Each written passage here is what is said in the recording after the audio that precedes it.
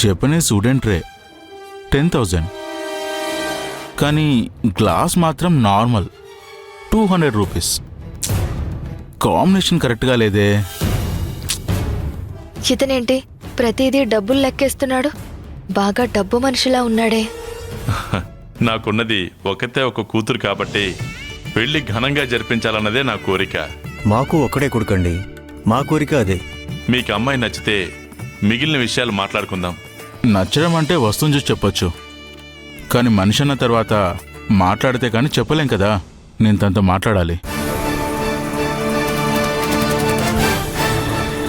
సరే బాబు, దాందే ఉంది, వెళ్ళి కాసేపు మాట్లాడుకోండి.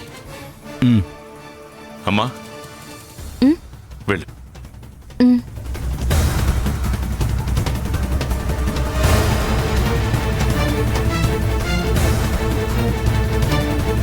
ఏమండి, మీరు ఒకసారి లోపలికి వస్తారా? ఇప్పుడే వస్తాను.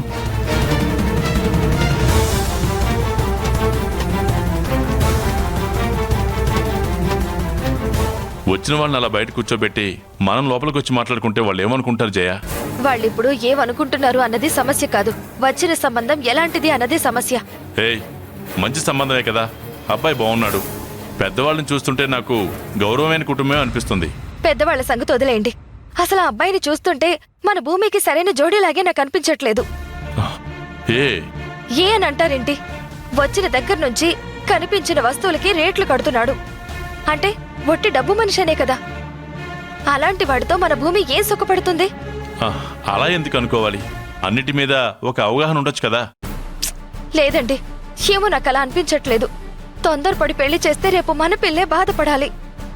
అలా కాదండి, కాస్త ఆలోచించండి. ఖాయం అనుకున్న సంబంధం చెడిపోయింది కాబట్టి ఇంకెవరు కనిపించినా మనకు నచ్చరు. నాకు ఈ సంబంధం నచ్చింది. భూమికి కూడా ఆ అబ్బాయి నచ్చుతాడనే నమ్మకం నాకుంది. లేనిపోని అనుమానాలేం పెట్టుకోకు. పద, మనం ఇక్కడే ఉంటే బాగోదు. రా.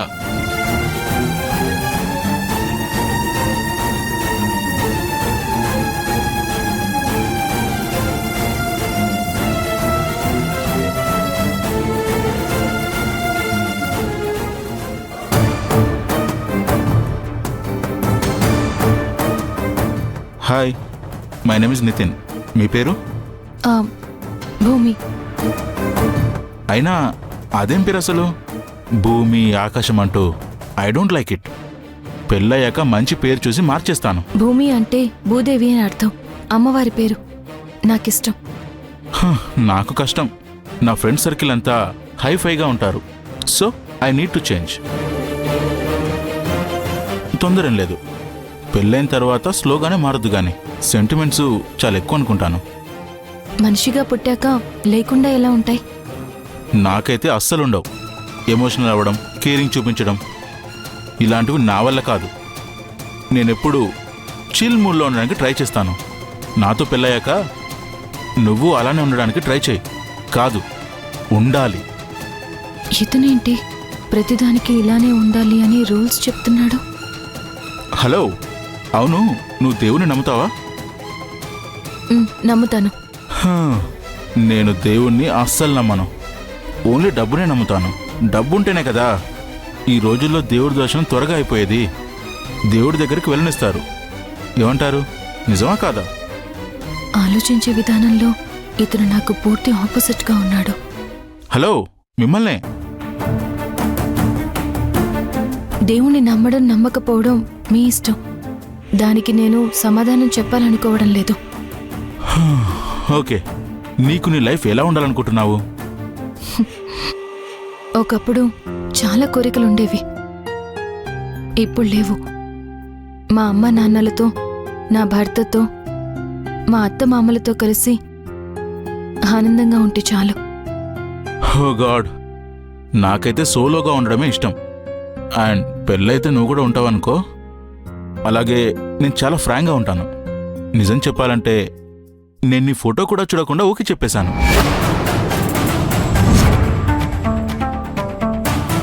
ఎందుకో తెలుసా? మీ నాన్నగారి స్టేటస్ గురించి విన్నాను కాబట్టి. ఆఫ్టర్ దట్ నేను చూశాను కాబట్టి.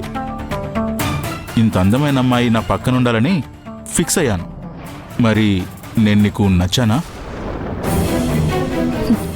మా మాధవ్కి ఇతనికి అస్సలు పోలిక లేదు. ఇతనితో పెళ్ళొద్దని నాన్నకు చెప్పేస్తాను. ఇప్పుడు ఏం చెయ్యాలి? నలుగురు నాలుగు రకాలుగా మాట్లాడుతుంటే వాళ్ళ మధ్యలోంచి తలెత్తుకుని నేను ఎలా వెళ్ళాలి? వద్దు, ఇప్పటికే నేను నాన్నకి చాలా బాధని మిగిల్చాను. ఇప్పుడు ఈ సంబంధం వద్దంటే నాన్న బాధపడతారు. పైగా నా మనసులో ఇంకా మాధవ్ ఉన్నారని అనుకుంటారేమో. హలో మేడం, మిమ్మల్ని అడుగుతున్నా, ఏం ఆలోచిస్తున్నారు? మీకు నచ్చానా లేదా? గుడ్. అమ్మాయి అంటే నీలా ఉండాలి. హస్బెండ్ ఏం చెప్పినా వినాలి. నోటి నుండి మాట రాకూడదు. భర్త ఇష్టాలనే తన ఇష్టాలుగా బ్రతకాలి. I like you. వెళ్దామా? Yeah, come.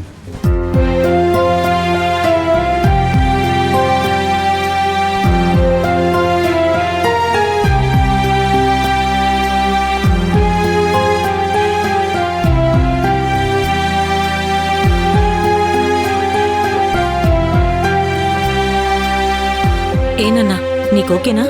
నాకు అమ్మాయి ఓకే మమ్మీ, షీఈస్ గుడ్.